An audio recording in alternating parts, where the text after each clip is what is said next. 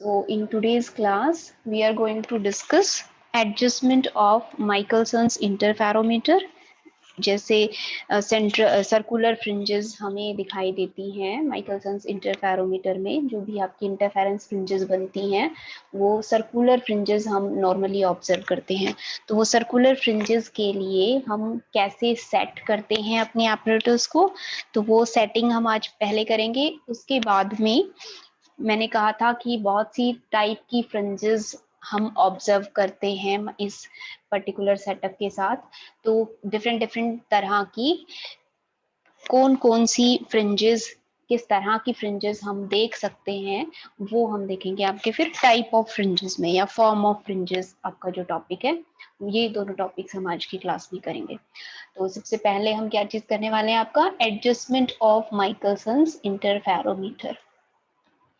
तो जो आपका ये इंटरफेरोमीटर है, इसकी जो नॉर्मल एडजस्टमेंट होती है, ये वाली चीज हमने जब हम सेटअप डिस्कस कर रहे थे तब भी कही थी कि हम जो हमारे दोनों मिरर्स हैं, दो मिरर यहाँ पे लगे हुए हैं आपके, मिरर M1 और मिरर M2, इनको हम कैसे रखते हैं, एक दूसरे के परपेंडिकुलर रखते हैं। ठीक है, एग्जैक्टली परपेंडिकुलर रखते हैं हम मिरर M1 और M2 को। ठीक, और जब हम आईपीस में से देख रहे थे तो आईपीस में से हमें क्या दिखाई दे रहा था, M1 की डायरेक्शन में एक तो मिरर M1 मुझे दिखाई दे रहा था।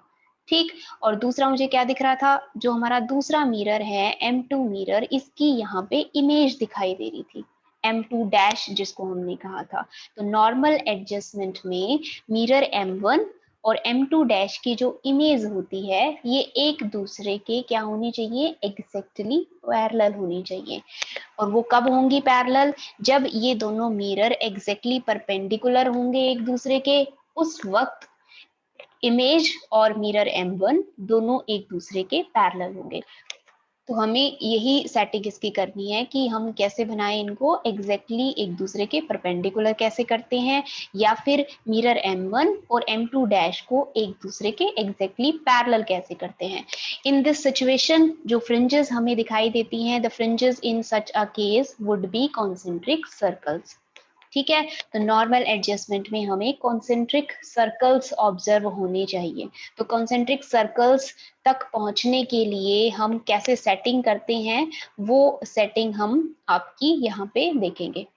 ठीक, to make this adjustment, the distances of mirrors M1 and M2 from the silvered surface of glass plate A is adjusted nearly the same within few millimeters. ये बात भी मैंने बताई थी कि जब हम इसकी सेटिंग कर रहे होते हैं तो सबसे पहला हम काम क्या करते हैं आपका एडजस्टमेंट के दौरान, कि ये जो हमारी ग्लास प्लेट है 45 डिग्री के एंगल पे, इससे जो आपका मैथमेटिकल डिस्टेंस होता है मिरर M1 का और मिरर M2 का, L1 और L2 करके जो हमने दिखाया था, तो हम सबसे पहले कोशिश करेंगे कि मान लीजिए हमने 20 सेंटीमीटर पे M1 को रखा है, तो हम 20 सेंटीमीटर पे ही किसको रखेंगे, दूसरे मिरर को रखेंगे। ठीक, तो सबसे पहले हम क्या करेंगे, इस सेमी सिल्वर्ड ग्लास प्लेट से दोनों मिरर्स को सेम डिस्टेंस के ऊपर रखेंगे। 20 सेंटीमीटर मैंने ज्यादा बता दिया आपको, फ्यू मिलीमीटर्स के अंदर ही हमारे दोनों जो मिरर्स होते हैं वो लगे हुए होते हैं। ठीक, अब उसके बाद हम क्या करते हैं, यहाँ पे इसके सामने हमारा सोर्स था, सोर्स और ग्लास प्लेट ए के रास्ते में हम क्या प्लेस कर देते हैं, एक फाइन पिन होल हम प्लेस कर देते हैं। तो इसका मतलब क्या है कि जो हमारा सोर्स है, अब वो सोर्स कैसा होगा, पिन होल सोर्स, हमने उससे इसको रिप्लेस कर दिया। अर्लियर जो सोर्स था उससे आप, वो पॉइंट सोर्स था और पॉइंट सोर्स से आपकी रेडिएशन इसके ऊपर फॉल कर रही थी, क्योंकि आपने पढ़ा है कि जब पॉइंट सोर्स से रेडिएशन इसके ऊपर फॉल करती है ना, उसी सिचुएशन में आपको कॉन्सेंट्रिक रिंग्स दिखाई देती हैं। ठीक, तो हमारा जो भी सोर्स था उस सोर्स के रास्ते में हमने क्या प्लेस कर दिया, एक fine pin hole is placed between plate A and source of light. ठीक है, तो जैसे ऑल पिन की हेल्प से हम बारीक सा छेद बनाते हैं, वैसा ही हमने यहाँ पे एक होल बना दिया है, अब उससे लाइट हमारी इंसिडेंट करेगी। ठीक, अब जब हम आईपीस में देखते हैं, जो हमारा आईपीस यहाँ पे लगा हुआ होता है microscope, on looking along e, two pairs of images 1 2 and 3 4, are seen as shown in the diagram. तो यहाँ डायग्राम में जैसे दिखाया हुआ है, जैसे ही आप यहाँ पे पिन होल से रिप्लेस करोगे अपने सोर्स को, आपको फील्ड ऑफ व्यू में क्या दिखाई देंगे, 4 इमेजेस दिखाई देंगे, 1, 2 एंड 3, 4। बुक में यहाँ पे आपके 2 ही बना के दिखाए हुए हैं, तो वहां पे उसके नीचे आपने ये दोनों भी बना लेने हैं। तो 1, 2 और 3, 4 जो फर्स्ट डायग्राम है उसकी हम बात कर रहे हैं। ठीक है, ये जो आपके जो इमेज बने हैं 4 इमेज, ये किस वजह से बनते हैं, आपके इस ग्लास प्लेट से जो लाइट हमारी रिफ्लेक्ट होकर आती है और जो मिरर से रिफ्लेक्ट होती है होकर आती है। तो 2 वेव्स हमारी कहाँ से आती है, मिरर से आती है रिफ्लेक्ट होके, और वही दोनों फिर बाद में किससे रिफ्लेक्ट होती हैं, यहाँ ग्लास प्लेट से भी रिफ्लेक्ट होती हैं आपकी। तो 4 रिफ्लेक्शंस हमने देखे थे एज ए होल, तो उन 4 रिफ्लेक्शन से ये 4 इमेजेस आपकी फॉर्म हुई हैं। ठीक है, अब ये जो इमेजेस दिखी हैं आपने, these pair of images are due to reflection at glass plate and mirrors M1 and M2 when the mirrors are not exactly perpendicular to each other। ठीक है, क्योंकि हमने क्या किया था, जस्ट हमने दोनों मिरर्स को रख दिया था, हमने अभी तक उनको परपेंडिकुलर नहीं किया है एक दूसरे के। परपेंडिकुलर करना ही हमारा एडजस्टमेंट का मेन पर्पज है। तो जैसे हमने किसी भी पोजीशन पे इनको रखा था, उन पोजीशंस के विद रिस्पेक्ट टू मुझे माइक्रोस्कोप के फील्ड ऑफ व्यू में 4 इमेजेस दिखाई देंगी इस एक होल की। ठीक है, और अब आपने क्या करना है, इन 4 इमेजेस को 2 इमेजेस में कन्वर्ट करना है। ठीक है, जब फील्ड ऑफ व्यू में मुझे एक इमेज मिरर M1 की तरफ की वजह से और दूसरी मिरर M2 की वजह से, जब यहाँ पे 2 इमेजेस दिखाई देंगी, उस समय आपके दोनों मिरर्स क्या हो चुके होंगे, एक दूसरे के एग्जैक्टली परपेंडिकुलर हो चुके होंगे। ठीक, जस्ट शुरुआत में मुझे 4 आपकी इमेजेस दिखाई देंगी, मिरर की वजह से, दोनों मिरर्स की वजह से, और जो आपकी ग्लास प्लेट है उसकी वजह से रिफ्लेक्शन हुई थी, इसलिए हमने वहां पे वो जो मल्टीपल लाइंस है आपकी वो वहां बनाकर दिखाई हुई थी। अब इसके बाद में हमने क्या करना है, हमने कहा था कि जो हमारा मिरर M1 है और M2 है, इनके साथ स्क्रू लगे हुए होते हैं। तो जो स्क्रूज इनके साथ लगे हुए होते हैं ना, उन स्क्रूज की हेल्प से उनको प्रॉपर डायरेक्शन में टर्न करके हम इस तरह से वर्टिकली या हॉरिजेंटली हम किसी भी डायरेक्शन में उनको मूव करवा सकते हैं। तो हम उनको तब तक मूव करवाएंगे साइमल्टेनियसली जब तक ये 4 इमेजेस कोइंसाइड करके 2 इमेजेस ना बना दे। 1 और 2 की जो 2 इमेजेस थी वो कोइंसाइड होकर एक इमेज बनाए, और 3 और 4 जो हमें 2 इमेजेस दिखाई दे रही थी वो कोइंसाइड होकर मुझे क्या दिखाएं, एक इमेज दिखाएं। तो फील्ड ऑफ व्यू में जैसे ही 4 की बजाय 2 इमेजेस दिखने लग जाएंगी, उस समय आपके दोनों मिरर्स एग्जैक्टली परपेंडिकुलर हो जाएंगे एक दूसरे के। ठीक है, this happens only when the mirrors M1 and M2 are exactly perpendicular to each other. ठीक, अब इसके बाद में on removing the screen and by further finer adjustments of mirror concentric circular fringes can be obtain. इसके बाद में ये जो हमने यहाँ पिन होल अरेंजमेंट लगाई थी ना, इस पिन होल को हम यहाँ से हटा देंगे। जैसे ही आपको 2 इमेजेस दिखेंगी, आप ये जो आपने यहाँ पिन होल अरेंजमेंट अप्लाई की थी इसको आप रिमूव कर दोगे, और फिर से थोड़ा बहुत हमें इनको एडजस्ट करने की जरूरत पड़ेगी, जिसको हम फाइनर एडजस्टमेंट कह रहे हैं। थोड़ा बहुत एडजस्ट करके आपको क्लियर इमेजेस दिखाई देने लग जाएंगी, यहाँ पे सर्कुलर इमेजेस। ठीक है, एडजस्टमेंट हमारी परफेक्ट कब होगी, हम कब कहेंगे कि एडजस्टमेंट हमारी परफेक्ट हो गई है, हम जब अपनी आई को लेफ्ट या राइट में या ऊपर नीचे अगर मूव करें और उसके साथ जो यहाँ पे आपको रिंग्स दिखाई दे रही हैं उनका डायमीटर चेंज हो ना हो। ठीक है, ब्रॉड या फिर नैरो होने की बजाय जैसे ही आपको एक आई पोजीशन से दिखाई दे रही है, आप चाहे आंख को लेफ्ट में ले जाओ, राइट में ले जाओ, ऊपर ले जाओ, नीचे ले जाओ, फ्रिंजेस आपकी एक्सपैंड ना हो रही हो या कॉन्ट्रैक्ट ना हो रही हो। तो अगर ऐसा है, उस केस में आपका जो सेटअप है वो पूरी तरह से एडजस्ट हो गया, या फिर परफेक्ट एडजस्टमेंट हम उसको फिर कहेंगे। ठीक है भाई, तो ये हो गया हमारा पूरा एडजस्टमेंट। पिन हॉल की मदद से पहले हम इमेजेस देखेंगे। हमें उस पिन हॉल की 2 इमेजेस दिखाई देनी चाहिए फील्ड ऑफ व्यू में, एक M1 की वजह से और दूसरी M2 की वजह से।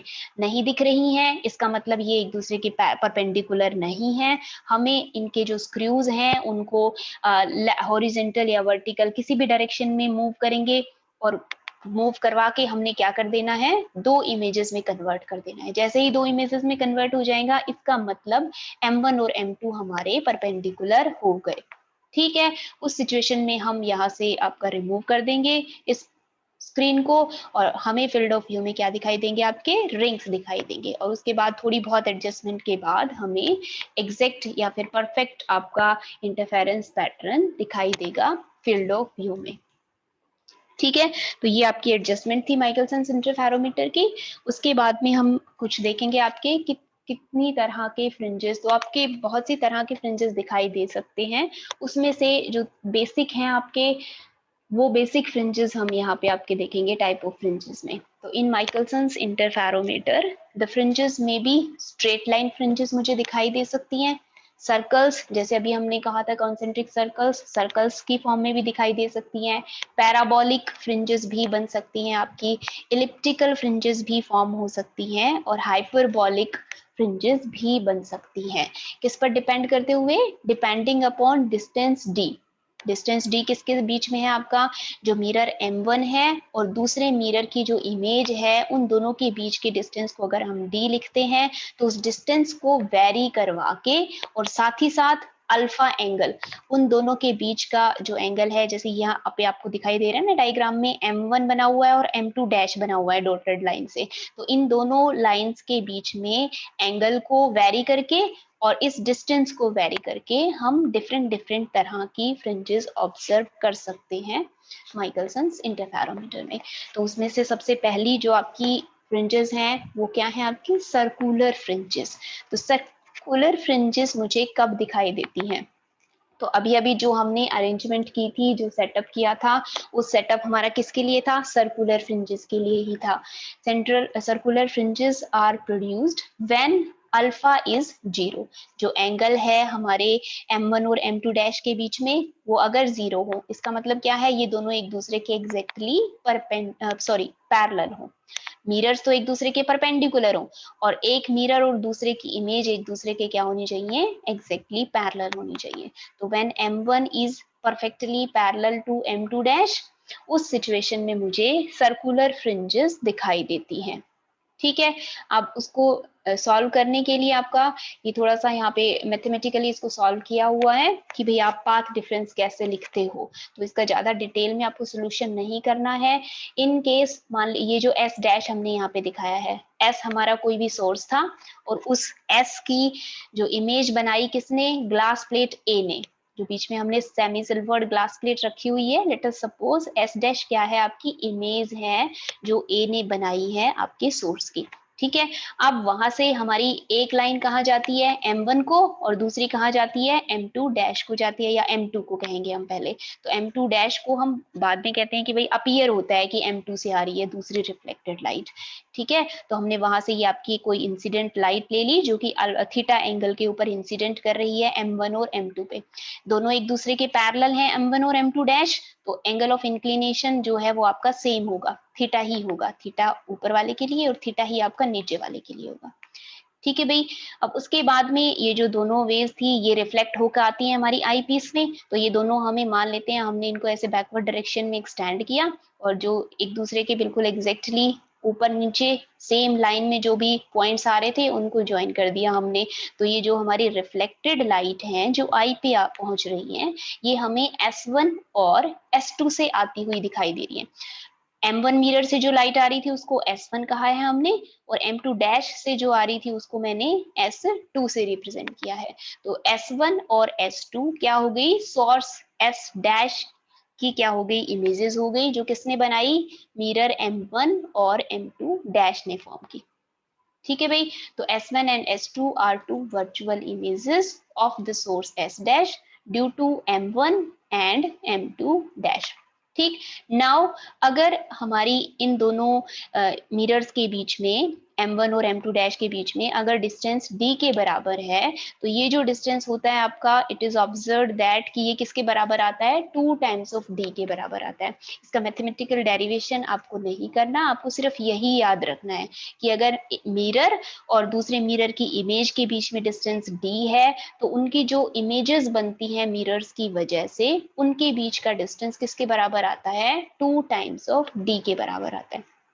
ठीक, अब आप पाथ डिफरेंस लिखते हो जो भी वेव्स आपको मिलती हैं, तो यहाँ से आगे जो भी वेव्स आपकी ट्रेवल कर रही हैं, आप पाथ डिफरेंस आसानी से कैलकुलेट कर सकते हो, जैसे आप हमेशा निकालते हो। जो ज्यादा दिख रहा होगा डिस्टेंस, उस पे क्या कर देंगे, लेसर डिस्टेंस वाले से परपेंडिकुलर हम ड्रॉप कर देंगे। तो S2 से यहाँ पे एक परपेंडिकुलर आपने ड्रॉप कर दिया, और ये जो यहाँ पे बचा है डिस्टेंस, यही क्या होगा फिर आपका पाथ डिफरेंस होगा, क्योंकि आगे का डिस्टेंस तो क्या है, दोनों ही वेव्स सेम ट्रेवल कर रही हैं। इससे पहले भी सेम कर रही थी और इसके बाद में भी सेम ट्रेवल करेंगी इस परपेंडिकुलर के बाद। तो ये जो परपेंडिकुलर है, इस 2d और थीटा की हेल्प से आप इसकी वैल्यू लिख सकते हो मैथमेटिकली, जो कि 2d cos थीटा के बराबर आएगी। ये जो एंगल्स हैं आपके, थीटा थीटा सभी लिखे हुए हैं, इन सभी को आपने एक बार करके देखना है, क्योंकि सारी पैरेलल लाइंस हैं आपकी, ये आपस में सभी क्या हैं, पैरेलल लाइंस हैं। और ये जो परपेंडिकुलर्स हमने ड्रॉ कर रखे हैं, ये भी क्या है आपके, एक दूसरे के पैरेलल होंगे सारे। तो आपको ये एक बार चेक करना है कि ये एंगल्स थीटा आप निकाल पाते हो या नहीं, ये अदरवाइज फिर मैं बता दूंगी आपको किस तरह से है। एक बार आप करके देखेंगे, alternate angle, opposite angle, corresponding angles, इनकी मदद से ही ये एंगल आपका थीटा आ जाता है। एंड थीटा क्या है आपका, एंगल ऑफ इंक्लिनेशन है। एस डैश से जो आपकी वेव आ रही थी, मिरर्स के साथ जो एंगल बना रही थी, वो एंगल है, तो वो हमारा एंगल ऑफ इंक्लिनेशन हो गया। तो angle of inclination of rays falling on mirror. ठीक है, now this 2d cos theta, ये या तो n लैम्डा के बराबर होगा, या फिर 2n+1 लैम्डा बाई 2 के बराबर होगा। तो in case 2d cos theta अगर n इंटू लैम्डा के बराबर है, तो आपको क्या दिखाई देगा, मैक्सिमा दिखाई देगा, ब्राइट फ्रिंज आपको दिखाई देगी, ब्राइट सर्कुलर फ्रिंज दिखाई देगी, क्योंकि हमने कल कंडीशंस पढ़ी थी। तो n इंटू लैम्डा किसकी कंडीशन थी, मैक्सिमा की कंडीशन थी। तो अगर path difference n into lambda के बराबर है, तो मुझे फील्ड ऑफ व्यू में क्या दिखाई देगी, ब्राइट सर्कुलर फ्रिंज दिखाई देगी। ठीक है, now for a given value of n, किसी भी एक nth फ्रिंज की हम बात करेंगे, जैसे हमने पीछे बात की थी ना, उसी तरह से हम कह रहे हैं कि किसी एक nth फ्रिंज के लिए लैम्डा सोर्स की वेवलेंथ है, ये कांस्टेंट है, और ये जो d डिस्टेंस है, ये कांस्टेंट है। इसके लिए इस n की वैल्यू के लिए थीटा भी क्या होगा, एक कांस्टेंट एंगल ऑफ इंक्लिनेशन होगा। ठीक है, फॉर ए पर्टिकुलर फ्रिंज, किसी भी एक पर्टिकुलर फ्रिंज के लिए जो एंगल ऑफ इंसिडेंस है, उसी को ही एंगल ऑफ इंक्लिनेशन कह रहे हैं हम मिरर के साथ। तो वो एंगल हमारा क्या होगा, एक कांस्टेंट वैल्यू होगी। अगर आप n की वैल्यू चेंज कर दोगे, तो एंगल ऑफ इंक्लिनेशन भी आपका चेंज हो जाएगा उस दूसरी ऑर्डर की फ्रिंज के लिए। या आप ये कहें कि आप क्या कर रहे हैं, n आपने सेम रखा है और थीटा आप बदल देते हो, तो थीटा आप बदल दोगे तो ऑर्डर भी अपने आप बदल जाएगा फ्रिंज का। पहले अगर आपको सेकेंड ऑर्डर की फ्रिंज दिखाई दे रही थी, उस पोजीशन पे आपको किसी दूसरे ऑर्डर की फ्रिंज दिखाई देगी, अगर आप थीटा की वैल्यू को चेंज कर दोगे तो। ठीक है, तो इसका मतलब क्या है कि एक कांस्टेंट थीटा के लिए मुझे एक पर्टिकुलर ऑर्डर की ही फ्रिंज दिखाई देगी। तो ये जो भी कॉन्सेंट्रिक सर्कुलर फ्रिंजेस आपकी बन रही हैं, ये फिर क्या हो जाएंगी, किस तरह की फ्रिंजेस हो जाएंगी, आपकी फ्रिंजेस ऑफ इक्वल इंक्लिनेशन हो जाएंगी। ठीक है, और या फिर हेडिंजर फ्रिंजेस भी हम उनको कह सकते हैं।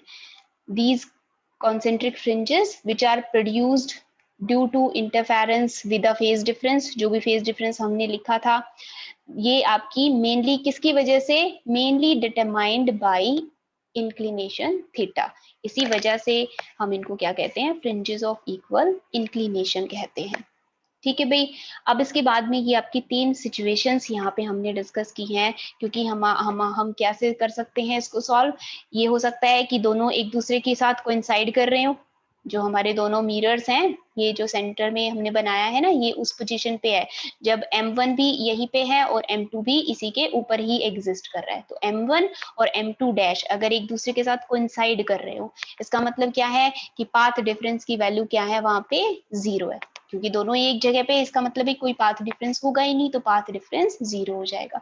उस केस में जो आपका ये फील्ड ऑफ व्यू है वो कैसा दिखाई देता है आपको? परफेक्टली डार्क दिखाई देता है।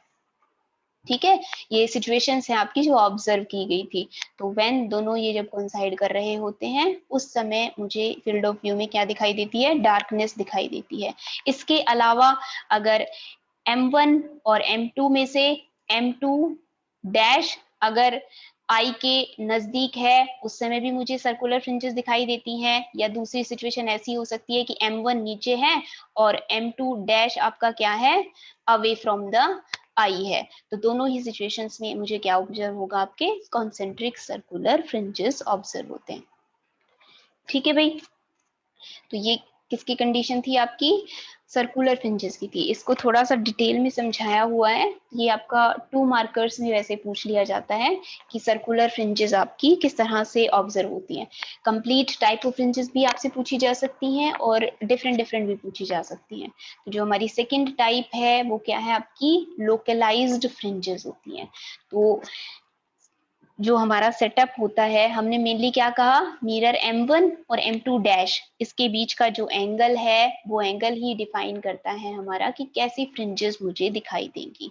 तो when mirror M1 and M2 dash are inclined, अगर वो किसी एंगल के ऊपर हो, then the air film enclosed is wedge shaped.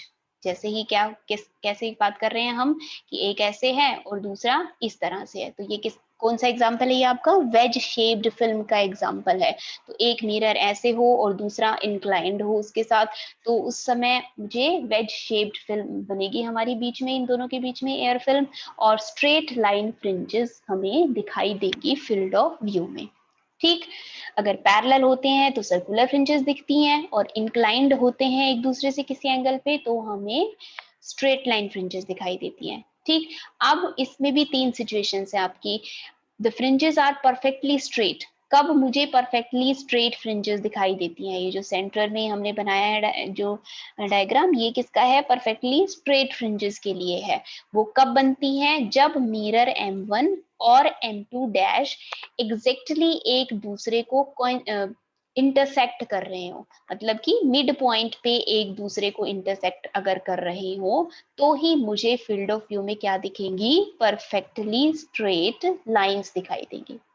ठीक है, इसके अलावा दो हो सकती हैं आपकी सिचुएशंस। एक तो इस तरह की सिचुएशन, ये जो मैंने पहले बनाई आपकी, यहाँ इस तरफ हो आपका एंगल ऑफ इंक्लिनेशन, या फिर ये हो सकता है कि मेरा इस एंड पे हो एंगल ऑफ इंक्लिनेशन। तो अगर इसके अलावा इस तरह की सिचुएशन है आपकी वेज शेप्ड फिल्म में, तो आपको कर्व्ड लाइंस दिखाई देती हैं, स्ट्रेट लाइन के बजाय कर्व्ड लाइन दिखाई देती हैं।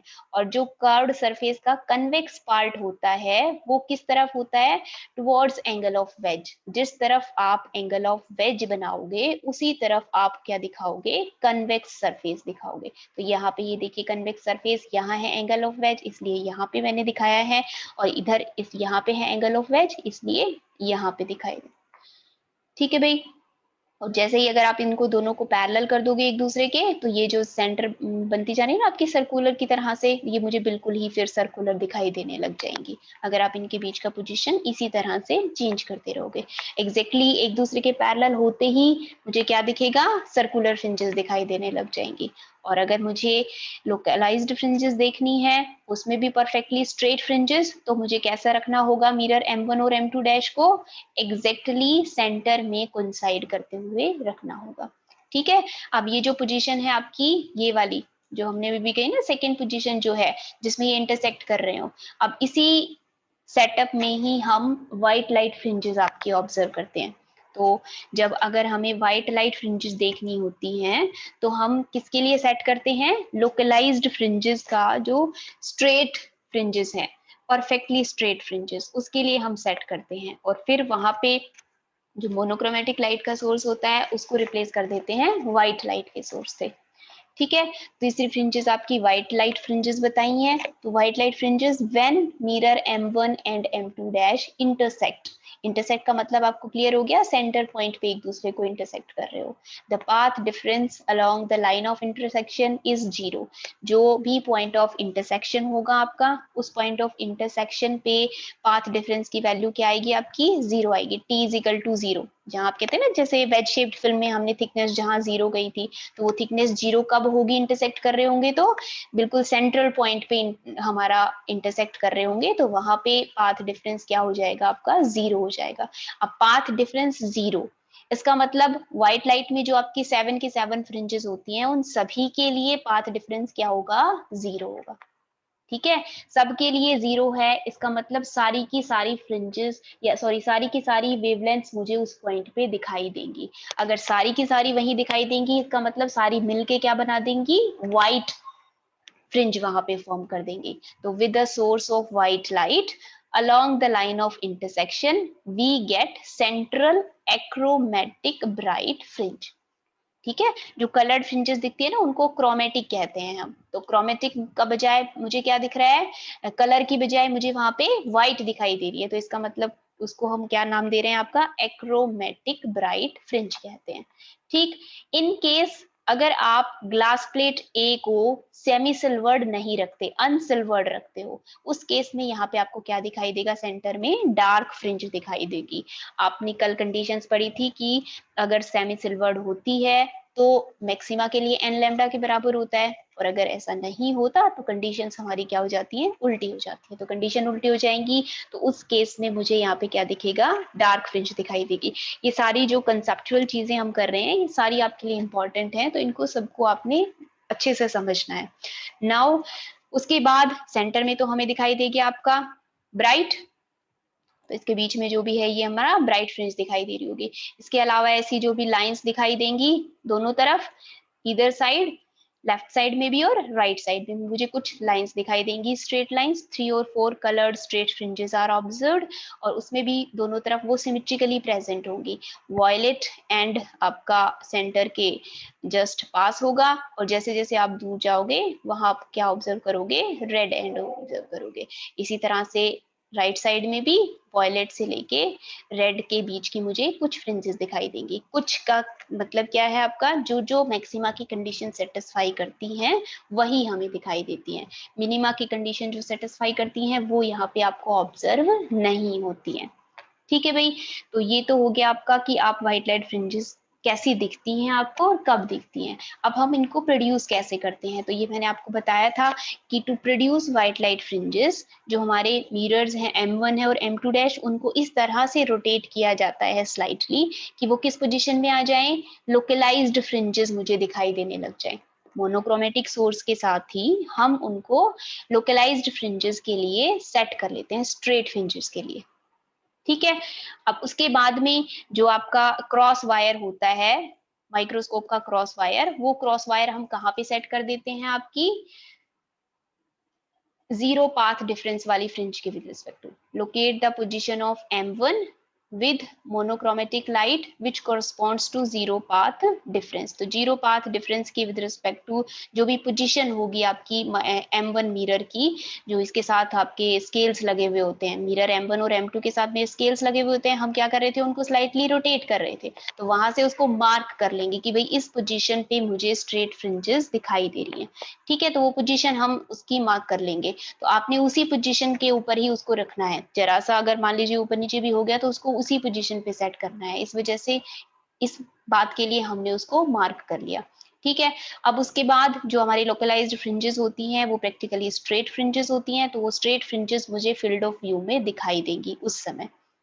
ठीक, तो जब स्ट्रेट फ्रिंजेस दिखाई देने लग जाएं, उस पोजीशन पे आप मिरर M1 की पोजीशन को मार्क कर लोगे। M2 की पोजीशन को क्यों नहीं कह रहे, क्योंकि मैंने कहा था जब शुरुआत में सेटिंग होती है तो हम एक को क्या रखते हैं, फिक्स कर देते हैं। तो M2 मिरर की पोजीशन तो आपने फिक्स कर देनी है, और उसके बाद M1 को ही आपने मूव करवाना है। दोनों को मूव करवाओगे तो थोड़ा डिफिकल्ट होगा करना, इसीलिए एक को फिक्स कर देते हैं और दूसरे को हम ऊपर नीचे मूव करवाते हैं, रोटेट करवाते हैं। ठीक है भाई।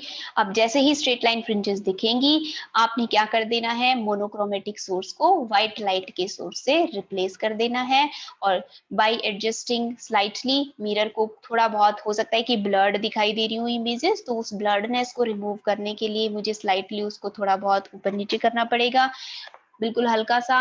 और जैसे ही आप उसे स्लाइटली रोटेट करवाओगे, व्हाइट लाइट स्ट्रेट फ्रिंजेस आपको ऑब्जर्व हो जाएंगी, ये जो हमने यहाँ पे डिस्कस की कि बीच में सेंट्रल व्हाइट और वॉयलेट से रेड एंड इस तरफ भी और यहाँ भी सिमेट्रिकली आपको इस तरह की फ्रिंजेस उसमें फिर दिखाई देंगी।